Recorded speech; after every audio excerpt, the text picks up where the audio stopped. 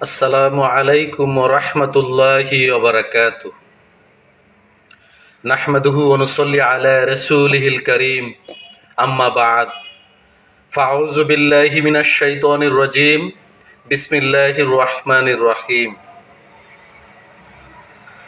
আমরা যেই জায়গায় দাঁড়িয়ে আছি বা যে জায়গায় অবস্থান করছি, এটা হচ্ছে, এই গ্রহটার নাম হচ্ছে পৃথিবী। আর আমাদের উপরে রয়েছে আকাশ, আসমান। এরকম করে ৭টি আসমান আমাদের উপরে রয়েছে, ৭ আকাশ।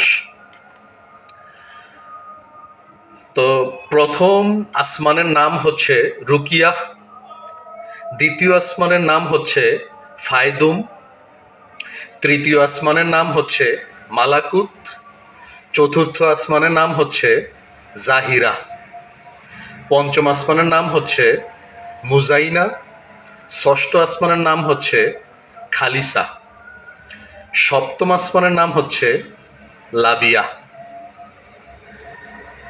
আপনারা প্রথম আসমান থেকে ৭টি আসমানের নাম শুনলেন।